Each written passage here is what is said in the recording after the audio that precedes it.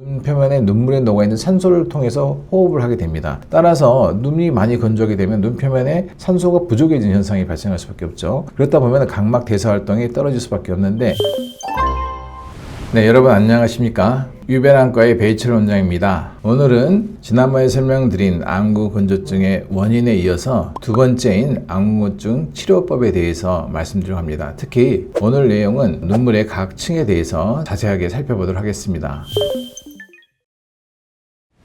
눈물막은 여러분들 생각하듯이 물이 그냥 깔려있는 그런 표면이 아닙니다. 이 눈물막은 굉장히 정교하게 형성되어 있는데요. 제일 바깥쪽에는 리피드 레이어, 즉 기름층이죠. 기름층이 아주 깨끗하게 막을 한 층으로 이루어져야만 됩니다. 그리고 이 기름은 눈꺼풀 속에 숨겨져 있는 이 메이범샘에서 깜빡일 때마다 이 표면에 발라지게 됩니다. 두 번째는 눈물의 90% 이상을 차지하는 물층이 있습니다. 주로 이제 눈물샘에서 분비가 되는데요. 눈물샘에는 크게 주 눈물샘과 주변에 있는 보조 눈물샘이 있습니다. 평상시에는 보조 눈물샘에서 일정하게 눈표면을 적시게 한 이 수정층이 나오게 되고요. 우리가 울거나 눈에 티가 들어가서 이물이 들어갔다 이럴 때는 이 주 눈물샘에서 굉장히 다량의 물을 순간적으로 만들어내게 되죠. 마지막으로 아주 눈 가까이 표면에는 뮤신 레이어, 즉 점액층이 있게 됩니다. 이 점액층은 결막에 술잔세포, 아블리셀을 하는데 이 술잔세포에서 점액을 만들어내고 이 점액에 의해서 눈 표면에 이제 코팅이 되게 되어 있습니다. 즉 점액층 위에 물이 붙어 있고 물 위에 기름막이 떠 있는 구조인 거죠. 좀 더 자세히 볼까요? 이 눈물층은 분홍색으로 표시된 이 각막의 세포 바로 위층에 점액이 이렇게 우둘투둘한 모양으로 붙어져 있습니다. 그리고 이 점액과 물이 서로 섞여서 마치 그라데이션 되듯이 이렇게 혼합한 층이 있겠고, 이 물층도 좀 더 바깥쪽에는 지질층이 위 표면을 싹 덮고 있는 모습을 볼 수가 있습니다. 자, 눈물막의 기능을 하나씩 살펴보겠습니다. 눈물막은 각막과 결막, 눈의 까만 동작 흰자위를 덮는 얇은 층으로서 안구의 건강과 시각 선명도를 유지하는 데 아주 필수적인 부분이라고 볼 수 있습니다. 첫 번째 기능으로는 윤활 작용입니다. 눈물막은 눈꺼풀과 각막 사이의 마찰을 줄여서 눈 손상을 방지해 줍니다. 눈물막은 특히 깜빡이는 동안에 윤활 작용이 아주 중요한데, 이 윤활 작용이 부족하게 되면은 각막 상피 결손과 같은 심각한 문제가 나타나게 되어 있습니다. 또한 습기 유지에 굉장히 중요한 역할을 하게 됩니다. 눈물막은 사실은 물뿐만이 아니라 지질층이 물을 붙잡아주는 효과를 내서 눈을 촉촉하게 유지함으로써 건조와 불편함을 방지하게 됩니다. 특히 이는 저습도 환경이 중요합니다. 우리나라 같은 경우는 겨울철, 봄철이 유난히 건조하죠. 또한 눈물막은 감염을 방지합니다. 눈물은 사실 주 눈물샘이든 보조 눈물샘이 눈에서 나와서 약 2시간 정도 눈에 머물렀다가 코 쪽으로 이렇게 빠져나가게 됩니다. 즉 계속해서 씻어주는 기관이다 보니까 눈 표면은 사실 멸균지역입니다.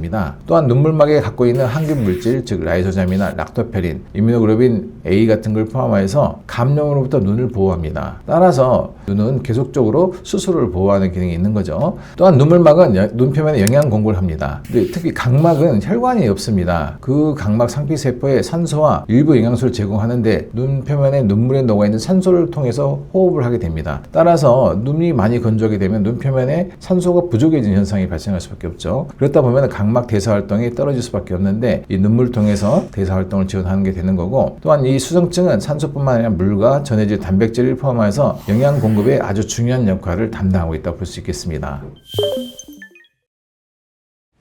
네, 눈물막의 기능으로는 시각 선명도 유지가 있습니다. 눈물막은 여기 그림에서 보듯이 매끈한 광학 표면을 제공하게 됩니다. 그래서 빛이 일단 잘 통과돼서 망막에 상을 맺게 하는데 중요한 역할을 합니다. 이 매끈한 눈물막이 한 층으로 없고 건조한 상황이 발생하게 되면은 빛의 양이 급속히 감소하게 됩니다. 따라서 백내장 수술이나 또 노안 수술 경우, 그리고 라식, 라섹 같은 굴절 수술, 잘 보이게 한 수술을 눈 표면이나 이 수정체를 통해 받았다면은, 또 안내 렌즈를 넣었다면은 이 눈물막이를 잘 관리해서 빛이 일단 잘 들어가게 만드는 게 시력 회복의 가장 중요한 부분이라고 볼 수 있습니다. 따라서 저희 병원처럼 이렇게 노안, 백내장, 그리고 굴절술을 많이 하는 병원에서는 인공 눈물 넣기를 항상 강조합니다.